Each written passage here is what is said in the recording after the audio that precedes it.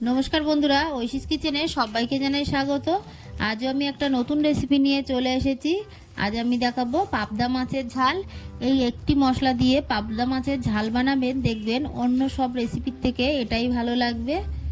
প্রথমেই আমি গ্যাসে কড়া বসিয়ে দিয়ে এর মধ্যে সর্ষের তেল দিলাম। এই তেলটাকে ভালো করে গরম করে নেব।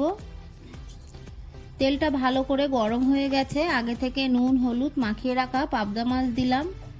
পাবদা মাছটাকে একটু দূর থেকে দেবেন, পাবদা মাছ থেকে তেলটা গায়ে ছিটকায়।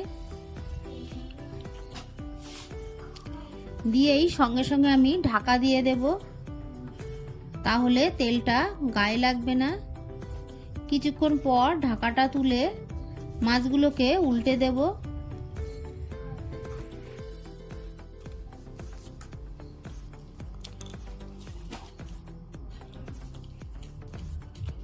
মাছগুলোকে উল্টে দিয়ে ঢাকা দিয়ে দিলাম। আবারও কিছুক্ষণ পর ঢাকাটা তুলে মাছগুলোকে উল্টে দিয়ে ভেজে নেব।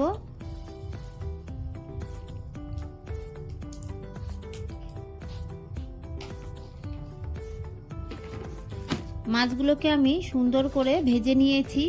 আপনারা তো দেখেই বুঝতে পাচ্ছেন মাছটাকে আমি কতটা ভেজেছি। এরপর মাছগুলো তুলে নেব।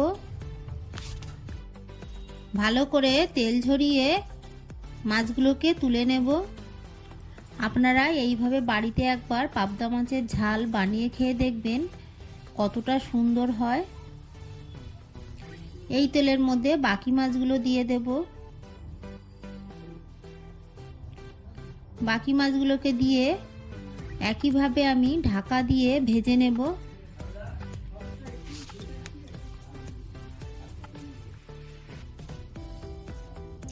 ঢাকাটাকে তুলে মাছগুলোকে উল্টে দেব।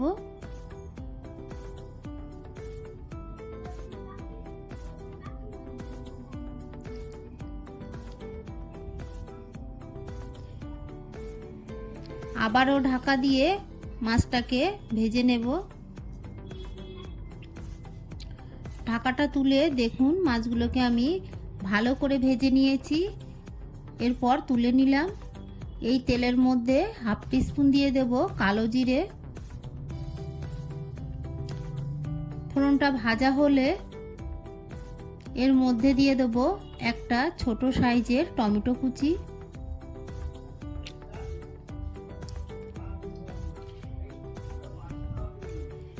দিয়ে দেব খুবই সামান্য লবণ। দিয়ে ভালো করে ভেজে নেব। টমেটো ভাজার সময় লবণ দিলে টমেটোটা তাড়াতাড়ি নরম হয়ে যায়।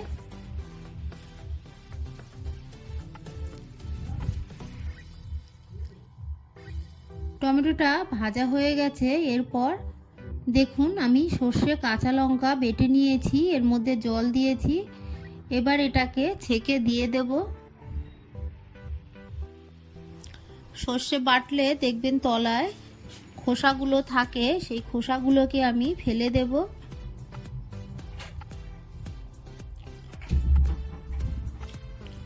এরপর দিয়ে দেব আরও একটু জল।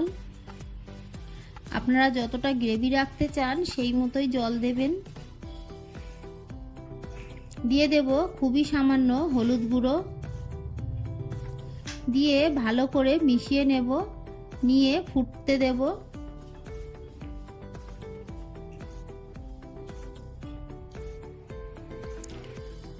ঢাকা দিয়ে কিছুক্ষণ আমি ফুটিয়ে নেব।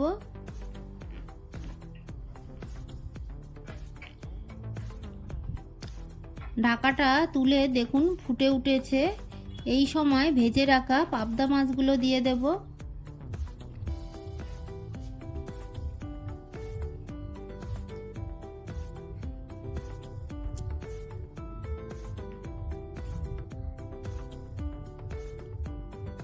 মাছগুলোকে দিয়ে আমি একটু নেড়ে দেব।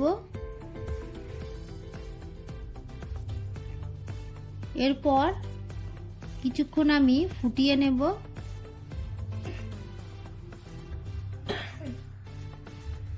দিয়ে দেব চেরা কাঁচা লঙ্কা, দিয়ে দেব কুচানো ধনেপাতা,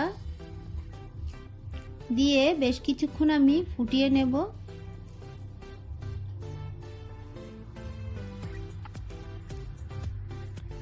একটু দেখে নেব লবণ ঝাল ঠিক আছে কিনা।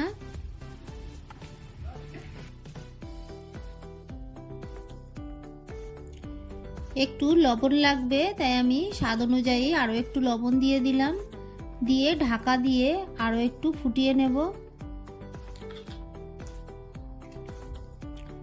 এরপর ঢাকাটা তুলে দিয়ে দেব হাফ টিস্পুন সর্ষের তেল। তেলটাকে দিয়ে ভালো করে মিশিয়ে নিয়ে নামিয়ে নেব।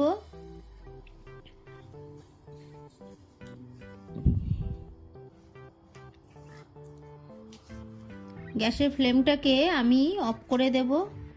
আমার এই রেসিপিটি আপনাদের ভালো লাগলে প্লিজ আমার চ্যানেলটিকে সাবস্ক্রাইব করে পাশে থাকা বেল আইকনটি ক্লিক করে দেবেন, তাহলে আমার নতুন নতুন ভিডিও নোটিফিকেশান আপনাদের কাছে পৌঁছে যাবে। রেসিপিটি ভালো লাগলে একটা লাইক করতে ভুলবেন না। রেসিপিটি কেমন লাগলো আমাকে কমেন্ট করে জানাবেন। ভালো থাকবেন, সুস্থ থাকবেন, আবার দেখা হবে পরের ভিডিওয়। পুরো ভিডিওটা দেখার জন্য সবাইকে জানাই অসংখ্য ধন্যবাদ। আমার চ্যানেলটিকে সাবস্ক্রাইব করতে ভুলবেন না।